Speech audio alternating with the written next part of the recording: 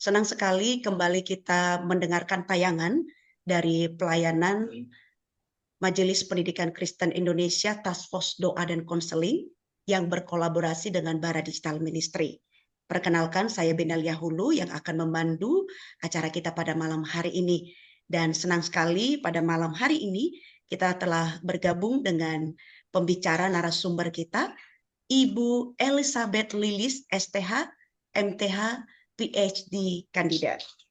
Bersyukur dan malam hari ini langsung saja saya akan menyapa Ibu Elizabeth. Shalom Ibu Elizabeth, apa kabar Ibu? Shalom, baik. Terima kasih Bu Ena. Baik. Puji Tuhan. Kita akan membahas topik Faith and Resilience, menolong murid bangkit dari kegagalan dan tekanan sosial. Ya, sebelum jauh kita membahas topik ini Ibu, terlebih dahulu marilah kita berdoa. Meminta pimpinan Allah Roh Kudus, saya akan memimpin kita di dalam doa. Bapak Surgawi, terima kasih atas pimpinan Tuhan dalam kehidupan kami. Kami bersyukur untuk malam hari ini, pelayanan dari MPK di bidang Task Force Doa dan Konseling akan memberikan wawasan baru bagi kami melalui hamba-Mu, Ibu Elizabeth. Tuhan perlengkapilah dan semua yang mendengar, Tuhan juga memberkati agar kami senantiasa dibekali sehingga menjadi guru, pendamping, menjadi pembimbing, menjadi mentor bagi anak didik kami di sekolah, demikian juga bagi gereja bahkan dalam keluarga kami masing-masing. Tuhan berkatilah untuk tayangan ini dan siaran ini, semuanya bagi hormat kemuliaan nama Tuhan. Di dalam nama Yesus kami berdoa. Amin. Baik, Amin. Ibu Elizabeth, langsung saja di dalam topik yang sudah diberikan kepada kita oleh tim bagian konseling pada hari ini. Menurut Ibu, bagaimana mendefinisikan kegagalan dalam perspektif iman Kristen? Dan mengapa seringkali seseorang memiliki atau punya kecenderungan takut gagal? Silakan, bagaimana menurut Ibu Elizabeth? Baik, ini pertanyaan bagus sekali ya Bu Ena. Ini sangat esensial karena bagaimana kita mendefinisikan kegagalan itu tergantung siapa yang mendefinisikannya. Ya. Oke, bagaimana pandangan orang yang mendefinisikannya, sama dengan kesuksesan, ya. Nah, jadi dari perspektif teologis iman Kristen, esensi dari kegagalan itu, kegagalan manusia itu berakar dari kejahatan atau kejatuhan manusia ke dalam dosa. Mbak Ena ingat ya, yang di Kejadian 3, dosa itu merusak gambar Allah dalam diri manusia dan merusak hubungan interpersonal setiap kita dan baik secara vertikal. Kalau salib itu kan vertikal dan horizontal. Jadi manusia itu awalnya diciptakan sebagai makhluk relasional yang kudus, ya. Ya. Kini cenderung egois, saling menyalahkan, dan berfokus menyelamatkan diri sendiri. Bu Ena mungkin ingat di Roma 3 ayat 23 ya, yang menegaskan bahwa semua orang itu sudah berbuat dosa dan telah kehilangan kemuliaan Allah. Ayat ini menunjukkan standar kegagalan tertinggi, yaitu ketidakmampuan manusia untuk mencapai standar kekudusan Allah dengan kekuatan sendiri. Oke. Nah, ini jadi mengapa kita takut gagal tadi pertanyaannya? Secara rohani, ketakutan akan kegagalan itu muncul dari rasa tidak aman, yaitu insecure ya. Akibat terputusnya hubungan yang sempurna dengan Allah di awalnya. Oleh karena itu, kita takut ditolak, takut disalahkan, kehilangan keberhargaan diri karena kita tidak lagi melihat diri kita itu melalui lensa kasih Allah yang utuh. Udah fragmented ya, istilahnya sudah terpecah gitu ya, melainkan melalui penilaian dunia. Oke.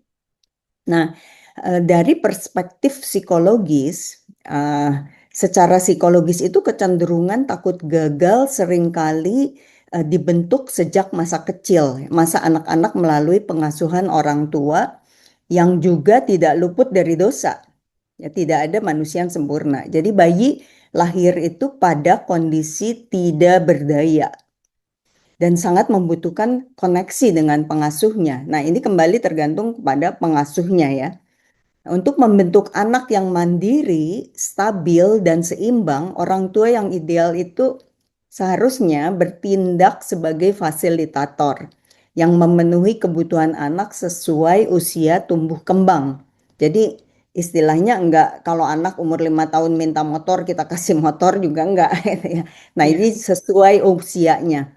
benar. Namun karena manusia sudah jatuh dalam dosa, oleh karena itu tidak ada orang tua yang sempurna. Terutama Iya, kegagalan dalam pola asuh yang biasanya terjadi pada dua kutub ekstrim nih. Jadi yang pertama misalnya pola asuh yang memanjakan atau pemuasan yang berlebihan. Kenapa? Karena mungkin kesibukan orang tua. Ya, jadi orang tua merasa bersalah, orang tua menuruti sehingga menuruti semua keinginan anak gitu. Jadi belum waktunya juga anak dikasih pokoknya karena orang tua merasa bersalah. Nah, iya, anak yang selalu mendapatkan apa yang diinginkannya tidak akan belajar menghadapi kenyataan atau menghadapi kekecewaan, menghadapi kegagalan. Sementara di ekstrim yang lain, pola asuh yang abusive misalnya, terlalu ekstrim, anak disiksa, anak diabaikan, sehingga tumbuh dengan trauma dan rasa takut berbuat salah. Nah, ini trauma ini jangan salah hanya karena mungkin apa physical abuse. Trauma ini bisa juga emotional abuse, bisa juga verbal abuse, ya. Jadi salah satu klien saya itu sebenarnya waktu kecil itu hanya di apa ditakut-takuti oleh orang tuanya. Nah, kalau dia makan salah nanti malah orang tuanya bisa bilang nanti kamu kanker loh, nanti kamu begini loh. Nah, tapi itu dari kecil, jadi sudah kronis gitu. Nah, itu yang membuat anak itu jadi seolah-olah seperti di abuse gitu. Nah, dalam Ibrani 12 ayat 8 mengingatkan bahwa anak yang tumbuh tanpa didikan atau hajaran atau disiplin dari orang tuanya disebut anak-anak gampang.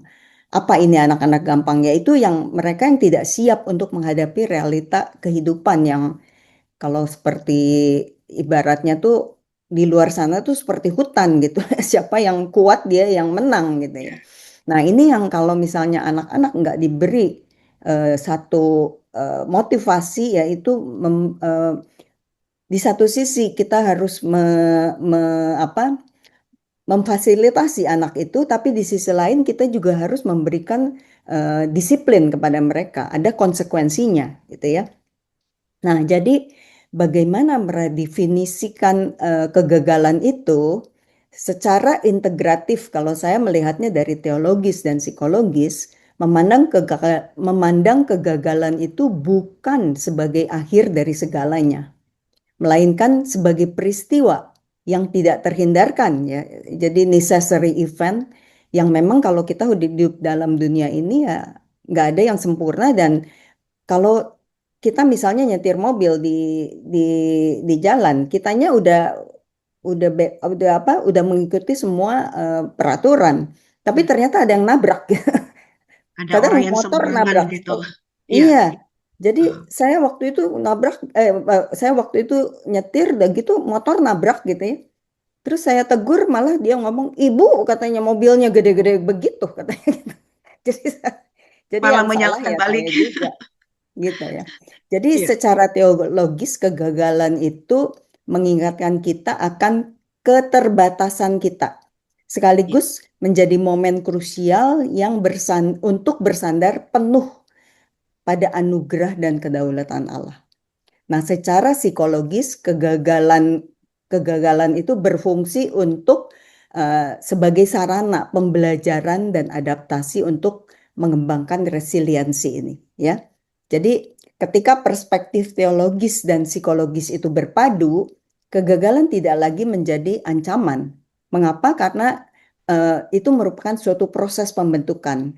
Jadi jika disikapi dengan benar, setiap kegagalan akan membentuk karakter yang lebih kuat, tangguh, dan bijaksana dalam mengambil keputusan. Sejalan dengan prinsip bahwa ujian yang tidak menghancurkan kita itu justru mendewasakan kita. Gitu ya. Ya, Oke. setuju, setuju Ibu. Nah, kalau kita lihat dalam keseharian ya Ibu ya, eh, ketika seorang murid mengalami kegagalan besar, misalnya katakanlah tidak lolos Olimpiade, ya, atau mungkin juga nilai evaluasi semesternya anjlok seperti itu dari sebelumnya misalnya.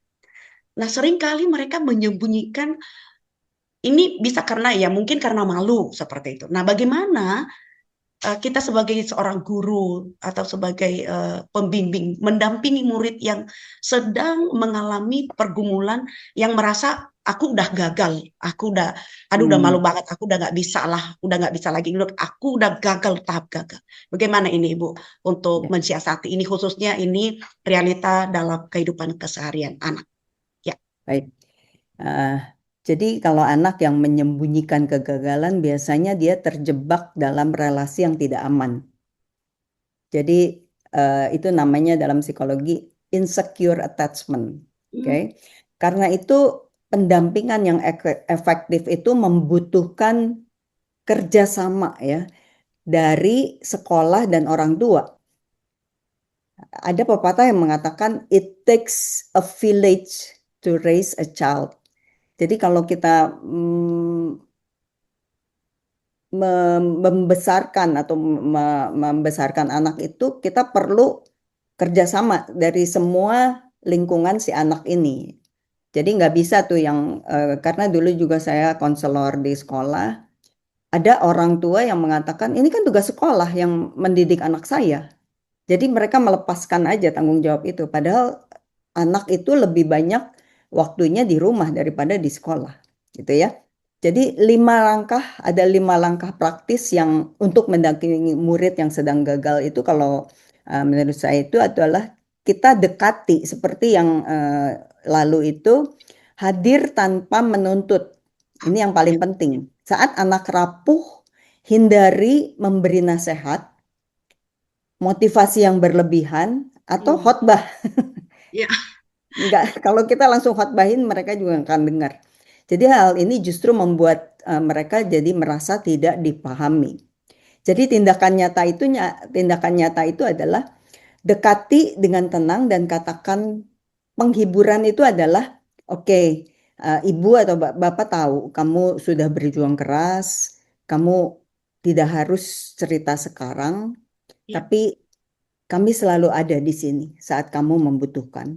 Jadi saat kamu siap, kita akan dengarkan apa yang terjadi gitu ya. Kehadiran yang tenang membuktikan kasih kita yang tidak berubah. Maksudnya kasih kita tidak berubah tuh jangan kalau anak berprestasi kita puji-puji, nanti anak gagal kita maki-maki. Oke? Jadi ya, kita nggak berubah bahwa kalau gagal atau sukses tetap itu anak kita kan. Itu benar, murid kita. Oke. Yang kedua, langkah kedua, akui dan validasi rasa malu mereka. Jangan mengecilkan perasaan mereka dengan kalimat seperti, ah cuman anjlok gitu aja kan bisa diremedial gitu kan. Masa kayak gitu aja malu? Nah itu jadi menyepelekan perasaan anak. Itu jangan sampai begitu. Jadi tindakan nyatanya adalah bantu mereka mengenali emosi mereka. Pastinya ya dengan kita memberikan satu kata-kata seperti pastinya rasa berat dan malu ya, kamu merasa ketika hasilnya tidak sesuai dengan harapan dan usahamu. Oke. Nah, itu harus kita validasi dulu. Atau mungkin kita bisa kasih contoh diri kita sendiri. Dulu lagi ibu gagal juga, atau bapak, dulu lagi bapak juga gagal, misalnya ya rasa malu pasti ada gitu ya. Itu validasi itu. Itu sangat penting. Kenapa? Karena untuk mengikis ketakutan mereka, rasa malu mereka karena mereka ditolak kalau tidak divalidasi. Oke? Jadi mereka akan merasa ketika divalidasi, oh iya ya aku gagal tapi ibu atau bapak atau papa mama tetap mengasihi. Oke? Ya, yang ketiga, pisahkan nilai akademis dari nilai diri. Akademis, nilai diri. Jadi murid sering terjebak berpikir hitam putih ya. Jadi split nih murid. Jadi kalau nilai saya hancur berarti saya anak bodoh. Nah, jangan sampai dia berpikir begitu. Kenapa? Bantu mereka melihat bahwa gagal adalah peristiwa, bukan satu identitas. Ya, Di bukan bukan entitasnya dirinya, tapi kegagalan adalah hal lain. Nah, jadi tindakan nyatanya itu adalah ingatkan mereka prinsip anugerah. Oke, nilaimu boleh turun hari ini, tapi itu tidak mengubah fakta bahwa kamu berharga dan tetap dikasihi oleh baik ibu, baik oleh Tuhan. Oke, nah ini harus dipisahkan. Yang keempat, tunjukkan bahwa kita itu bukan satpam. Tuhan juga bukan satpam gitu. Jadi sehingga anak harus menyembunyikan kegagalannya dengan membayangkan orang tua itu hanya tersenyum kalau anak dapat nilai berprestasi. bagus. Iya. Nah, ini yang jadi anak itu harus merasa aman baik gagal baik sukses. Anak bisa kembali ke orang tua, bisa kembali ke guru. Ya, jadi jangan jadi guru killer ya. Oke, yang kelima, tadi langkah praktis yang kelima, ajak evaluasi. Nanti kalau pelan-pelan anaknya itu sudah paham, sudah tenang. Oke, jangan buru-buru mengevaluasi juga. Oke, setelah emosi mereka stabil, barulah ajak mereka melihat gitu. Tindakan nyatanya apa? Mari kita bersama-sama. Bagian mana sih kemarin yang paling sulit gitu, misalnya. Jadi apa yang bisa kita pelajari untuk kedepannya? Itu. Jadi dengan kasih ya, dengan nada tonnya juga rendah, jangan tonnya tinggi. Oke, itu untuk jawaban untuk yang kedua. Wah, benar ya, kalau ini dapat diterapkan, memang harus ada kebersamaan kerjasamanya antara sekolah, gurunya, dan demikian juga kepada orang tuanya.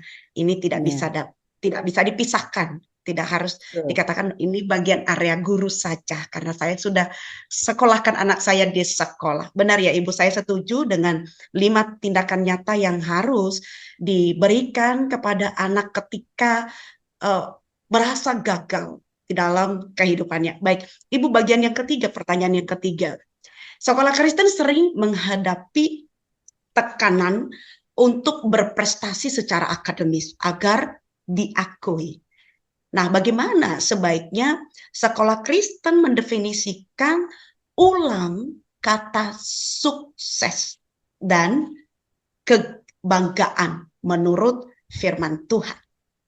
Nah, bagaimana juga mentransfer nilai kebenaran tersebut dalam sistem pembelajaran di sekolah? Silakan, Ibu.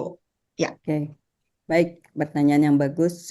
Jadi mengenai gengsi akademis seringkali membuat sekolah Kristen itu terjebak mendidik siswa untuk melihat Tuhan sebagai sosok yang hanya tersenyum, kembali lagi tadi, Hmm. pada pencapaian luar biasa. Ya. Jadi agar tidak terjebak dalam arus ini, ya ini pendapat saya ya, mungkin pendapat orang lain berbeda. Ya. Sekolah perlu mendefinisikan ulang nilai dasar mereka berdasarkan firman Tuhan. Karena kita sebagai orang Kristen, eh, poros kita adalah firman Tuhan.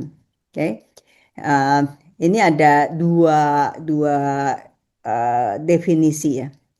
Eh, yang pertama mendefinisikan ulang sukses dan kebanggaan. Hmm. eh ini adalah antara lain sukses adalah kesetiaan, bukan hasil akhir. Apa itu kesetiaan? Jadi dunia itu mengukur sukses dari nilai 100 atau piala. Oke. Namun Tuhan melihat kesetiaan kita dalam mengelola talenta. Itu di Matius 25 ayat 21. Jadi eh, murid yang berjuang keras menaikkan nilainya dari 40 ke 60 misalnya, Ya. sama suksesnya dengan murid yang mempertahankan nilainya misalnya 95 karena keduanya sama-sama setia dalam proses. Oke. Bukan berarti yang 95 yang hanya kita banggakan gitu.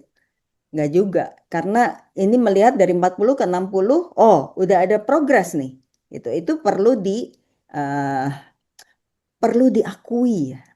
Kalau saya di konseling itu sedikit pun progres yang dia eh, apa lakukan, ada progres, saya selalu mengatakan mujinya jangan oh bagus luar biasa, enggak yang cukup aja. Oke, good. Kamu udah ada kemajuan walaupun sedikit. Oke. Nah, ini kita harus notice gitu ya. Kebanggaan adalah tadi sukses yang ini kebanggaan adalah identitas dalam Kristus, Ya, bukan merasa lebih hebat. Itu seperti Paulus ya. Kalau kamu bangga ya bangga dalam Kristus, bukan membanggakan diri sendiri. Jadi kebanggaan sekolah itu bukan terletak pada deretan piala di lobi ya. Saya dulu ingat lagi kecil itu kalau ke sekolah, ke ruang kepala sekolah itu pialanya banyak gitu berjejer. Bukan pada piala, melainkan pada bagaimana karakter Kristus terpancar dari komunitas sekolah. Galatia 6 ayat 14. Bagaimana kebanggaan, jadi kebanggaan sejati tidak membuat sombong saat menang dan tidak membuat hancur saat kalah. Karena kita punya anchor. Anchornya itu ya saunya itu adalah Tuhan Yesus Kristus. Oke. Nah, yang kedua, memasukkan nilai baru ke dalam sistem sekolah. Perubahan definisi ini harus diwujudkan dalam tindakan nyata di sekolah. Misalnya, cara ubah eh, memberi penghargaan. Jadi jangan hanya membuat panggung penghargaan itu untuk juara umum, untuk pemenang lomba, tapi mungkin banyak ya sekolah-sekolah Kristen yang sudah buat untuk penghargaan itu progres dari kegigihan misalnya. Jadi yang tadi anak dari 40 ke 60, oh dia dapat penghargaan juga gitu. Apresiasi murid yang karakternya berkembang. Misalnya ya, dari yang tukang berantem jadi enggak gitu ya. Murid yang ya, berhasil bangkit dari kegagalan atau yang peduli pada sesama itu pun perlu dikasih apresiasi. Ini menunjukkan bahwa sekolah menghargai proses ya, bukan hanya sekedar hasil akhir. Nah, yang kedua itu jadikan kelas tempat aman untuk belajar. Jadi perlakukan kesalahan dan kegagalan sebagai bagian alami dari proses pembelajaran. Bukan berarti dosa akademis ya. Jadi guru tidak boleh memakai nilai buruk untuk mempermalukan murid di depan kelas. Ini kan ada ya beberapa guru, benar. tapi kalau di guru di ini nggak ada ya. Cuman ada juga ya begitu. Jadi ketika nilai murid anjlok, guru hadir untuk membantu mengevaluasi cara belajarnya, bukan memberi label negatif pada anak tersebut. Yang selanjutnya, latih guru untuk memiliki hati gembala. Jadi guru itu adalah cerminan karakter. Jadi kembali lagi ke kitanya dulu sebagai figur otoritas. Bagaimana kita memberi contoh kepada murid-murid gitu ya. Nah, yang terakhir itu ajak orang tua kerjasama. Ini sangat penting, kenapa? Karena tekanan pada anak itu seringkali datangnya dari kecemasan orang tua. Sebenarnya orang tuanya yang cemas nih, menuntut Ya, kesempurnaan pada anak. Jadi oleh karena itu sekolah perlu mengedukasi orang tua secara berkala ya untuk menegaskan visi mereka. Jadi kita tidak sedang mencetak piala berjalan, kita sedang mendidik anak sebagai citra Allah untuk menemukan panggilan hidupnya. Jadi ini untuk mewujudkan visi ini ya kita sebagai figur otoritas itu baik guru maupun orang tua harus menyadari bahwa hidup kita itu adalah iklan berjalan nih seperti bagi anak-anak. Kita ini iklan berjalan bagi anak-anak. Seperti Paulus dalam Roma 12 itu kita dipanggil untuk mempersembahkan tubuh kita sebagai persembahan yang hidup, yang kudus dan berkenan di hadapan Allah. Itu adalah persembahan yang sejati. ya, Ya. ya, setuju Ibu. Ya, terima kasih Ibu untuk jawabannya ya. Nah, kalau kita lihat saat ini ya Bu ya, saat ini tekanan sosial di kalangan pelajar sangat tinggi, atau itu nilai, popularitas, atau bahkan gaya hidup. Bagaimana nih Bu dari pengalaman Ibu? Bagaimana Ibu melihat iman kita bisa menjadi jaringan pengaman ketika tekanan itu terasa seperti hendak menjatuhkan kita? Bagaimana pengalaman Hmm. Ibu? Silakan Bu. Oke, baik. Tekanan sosial itu memaksa pelajar tampil sempurna demi penerimaan sebenarnya, untuk acknowledgement. Jadi tanpa dasar yang kuat, kegagalan akan memicu kecemasan yang mendalam. Hmm.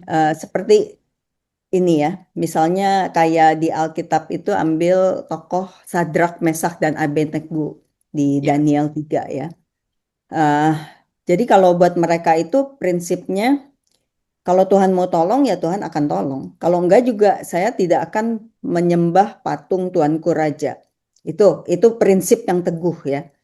Nah, iman kita itu harus teguh menghadapi tuntutan zaman. Nah, iman Kristen bukanlah mantra ya, yang melindungi kita sebut-sebut terus kita merasa aman. Enggak juga begitu. Melainkan jaring pengaman yang menjaga jiwa agar tidak hancur. Ini kita ada 4 cara ya. Iman mengubah cermin nilai diri. Dunia menilai kita dari pencapaian dan penampilan. Tapi iman memindahkan cermin itu ke tangan Kristus. Nilai kita sudah final sejak ditebus, disalib sebagai citra Allah, image of God. Saat dunia berbisik, kamu tidak berharga. Tapi iman berkata lain, kamu adalah berharga, kamu adalah milikku. Gitu, Yesus berkata seperti itu. Yang kedua, Tuhan adalah sosok yang tidak pernah berubah. Dunia remaja ya terutama penuh ketidakpastian. Di tengah lingkungan yang fluktuatif, ini kayak dolar lagi naik turun juga ya. Jadi iman memperkenalkan Tuhan sebagai sauh yang konsisten. Jadi kasihnya itu tidak bergantung pada performa kita, diterima apa adanya oleh Tuhan karena Tuhan adalah penopang emosional terbesar saat dunia menjauh. Jadi hanya Tuhan. Oke. Yang ketiga, komunitas iman menjadi tempat melepas topeng, kepura-puraan. Saat tekanan sekolah mengisolasi, menutup gitu, komunitas iman hadir menawarkan ruang yang berbeda. Oke, kalau sekolah mengisolasi tapi komunitas iman itu hadir menawarkan ruang yang berbeda. Di sini pelajar tidak perlu memakai topeng. Jadi dia bisa tampil apa adanya. Oke, kalau gagal ya gilang gagal, masih bergumul. Jadi komunitas yang sehat itu menjadi perpanjangan tangan Tuhan untuk menampung air mata dan mengingatkan mereka akan firman-Nya. Nah, yang keempat, menemukan makna penderitaan lewat salib Kristus. Jadi dunia menganggap kegagalan sebagai aib ya. Namun iman melihatnya lewat lensa penebusan. Jadi kalau kita ingat itu identitas Yesus sebagai anak Allah itu justru diakui dunia saat dia disalib. Karena ada yang melihat sini sungguh dia adalah anak Allah. Oke. Jadi jangan ya kita juga nggak mengglorifying kegagalan. Wah, gue mau gagal nih, gue begini supaya diakui. Enggak begitu. Tapi jangan secara ekstrim menolak kegagalan. Karena ketika kita ekstrim menolak kegagalan, ya nanti pada waktu gagal kita akan hancur. Nah, dengan jaringan pengaman ini, dengan Yesus sebagai sauh yang kuat, jadi pelajar mungkin tidak kebal dari tekanan ya. Tetapi mereka memiliki jangkar internal yang kuat dalam diri mereka. Jadi sekencang apapun hantaman dunia, lengan abadi Tuhan itu selalu siap untuk menopang kita. Yes, Gitu. amin, amin ya benar Bu. Nah, kalau kita lihat banyak murid nih yang merasa bahwa mereka harus selalu sempurna untuk menjadi kesaksian yang baik. Bagaimana menurut Ibu cara membedakan antara berjuang menjadi yang terbaik dengan gila kesempurnaan? Atau bisa dikatakan kalau bahasa anak-anak muda tuh perfeksionis seperti itu, yang Hmm, justru merusak kesehatan mental. Bagaimana menurut Ibu? Silakan Bu. ya. Ini kalau kita kembali ke Alkitab ya, untuk perfeksionis ini kan juga nggak mungkin ya, karena ini udah too good to be true. Tadi Roma 3 ayat 23 mengatakan bahwa nggak ada yang sempurna. Oke. Nah, Nah, jadi untuk menjawab pertanyaan ini, kita perlu membedakan antara berjuang secara sehat dan yang tidak sehat. Oke, ada 3 aspek. Eh, yang pertama itu sumber motivasinya yang kita lihat, motivasi. Kalau kita mau melakukan sesuatu itu motivasinya apa? Jadi ada rasa syukur atau sebaliknya ketakutan. Rasa syukur itu berakar dari anugerah ya. Jadi murid berprestasi sebagai wujud syukur karena tahu Tuhan mengasihi mereka tanpa syarat. Jadi pikiran mereka itu akan berkata kepada diri mereka, Tuhan mengasihi saya. Saya ingin memakai talenta ini untuk memuliakannya. Jadi, tapi kalau sumber motivasi itu ketakutan, ini berakar dari tuntutan transaksional. Ya, motivasi utamanya adalah takut ditolak. Jadi pikiran mereka, saya harus sempurna. Karena jika gagal, saya mempermalukan Tuhan. Padahal Tuhan nggak pernah merasa dipermalukan. Gitu. Yang kedua, cara menghadapi kegagalan. Ada 2 kutub nih, evaluasi atau menghukum diri. Kalau kita mengevaluasi, murid sadar akan keterbatasan manusia. Saat gagal, mereka sedih pasti ya. Kalau kita gagal sedih. pasti sedih. Masa kalau gagal kita ketawa ya mungkin agak Iya, iya. aneh ya.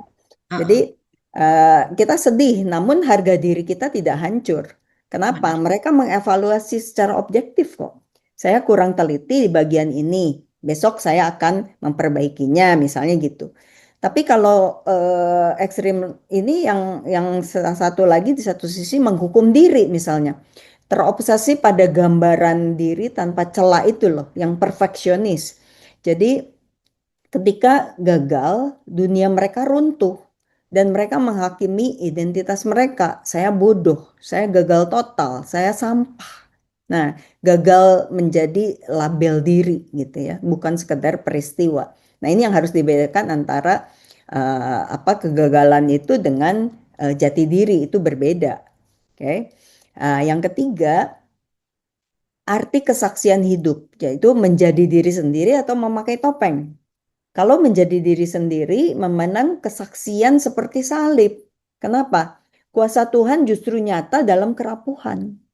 Oke, Tuhan yang raja di atas segala raja turun menyelamatkan kita, disalib sama manusia gitu ya. Nah, ini bukan kerapuhan. Jadi mereka tidak malu mengakui kesulitan sehingga orang lain bisa melihat penyertaan Tuhan saat mereka bangkit gitu ya. Itu menjadi kesaksian. Tapi kalau sisi lain memakai topeng memandang kesaksian sebagai panggung pameran kehebatan gitu ya. Mereka memakai topeng rohani ya, menyembunyikan stres dan kelemahan karena takut dianggap gagal sebagai anak Tuhan. Jadi pesan bagi kita pendamping ya, figur otoritas. Ingatkan murid bahwa Tuhan tidak memanggil kita menjadi robot yang sempurna. Kalau robot tuh bisa sempurna. Melainkan murid yang setia. Alkitab sendiri juga menampilkan tokoh-tokoh yang penuh kekurangan kan. Murid-murid Yesus juga semua penuh kekurangan. Jadi kesaksian terbaik itu adalah bukanlah hidup tanpa cela, melainkan bagaimana anugerah Tuhan menopang ketidaksempurnaan kita. Persembahan yang sejati adalah hidup yang jujur, apa adanya di hadapan Tuhan dan sesama. Demikian, Bena. Ya, terima kasih Ibu untuk jawabannya ya. Nah, Ibu di bagian akhir sesi ini, apa satu kebiasaan kecil atau habit yang bisa dimulai dilakukan oleh para murid setiap hari untuk membangun ketahanan iman sebelum masalah besar datang menimpa mereka? Apa tipsnya Ya, ini, Bu, supaya menjadi dapat dibagikan kepada para murid, bahkan mungkin ada yang mendengarkan ini juga, khususnya para, bukan hanya kepada murid ya, bisa juga sebagai guru ya, sebagai ya, orang tua, sebagai mentor ya, bisa oke. menjadi kekuatan di dalam menghadapi atau bagaimana membangun ketahanan iman dalam sebelum menghadapi masalah-masalah berikutnya. Silakan Ibu. Ya, jadi jawabannya ini sangat singkat ya. Membaca dan menghafal minimal 1 ayat dan merenungkannya setiap pagi dan malam sebelum tidur. Itu aja. Itu akan memberikan satu kekuatan bagi kita ketika kita menghadapi masalah.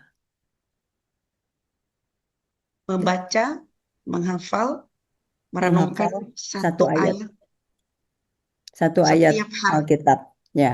Jadi kalau setiap hari satu ayat itu dalam setahun tuh 365 ayat. 65 ayat. Wow. Ya. Ya, benar. Oke, baik Ibu, terima kasih untuk setiap pertanyaan dan jawaban Ibu yang menguatkan, khususnya para anak-anak yang di sana, anak-anak remaja, anak-anak sekolah yang merasa aku gagal. Hari ini, tayangan ini menjadi berkat buat kita sekalian. Dan sebelum kita menutup di dalam doa, mari saya mengajak Bapak Ibu mungkin yang mendengarkan siaran ini selaku guru atau selaku mentor rohani buat di gereja, bahkan orang tua, silakan boleh dibagikan menjadi berkat buat banyak murid kita dan banyak kita sekalian. Sebelumnya kita mengakhiri, silakan Ibu Elizabeth menutup di dalam doa untuk pelayanan ini. Biarlah Tuhan yang dipermuliakan. Saya persilakan. Baik, mari kita berdoa. Bapa di dalam surga, kami bersyukur untuk kasih-Mu ya Tuhan, untuk kemurahan-Mu, untuk acara yang boleh Kau izinkan untuk ditampilkan bagi figur-figur otoritas, bagi orang tua, bagi guru-guru. Kiranya kami menjadi alat-Mu untuk sebelum menjadi berkat bagi orang lain, kami juga bisa menjadi berkat bagi diri sendiri dan juga dapat menjadi sebagai iklan berjalan bagi anak-anak kami, sehingga apapun yang kami katakan, kami lakukan itu mencerminkan Tuhan Yesus ada di dalam diri kami. Terima kasih Tuhan, kami mohon kiranya apa yang sudah ditabur akan tumbuh dan berbuah-buah sehingga menjadi berkat bagi diri sendiri dan bagi semua orang.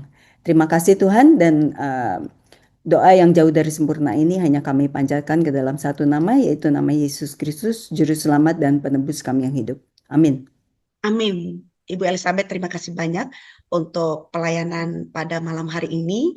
Tuhan memberkati Ibu. Bapak Ibu sekalian yang mendengarkan siaran ini, kita akan ada webinar pada 21 Agustus dengan topik pendekatan, pertolongan, dan pendampingan depresi dan self-harm pada anak dan remaja. Silakan Bapak Ibu mendengarkan video tayangan ini.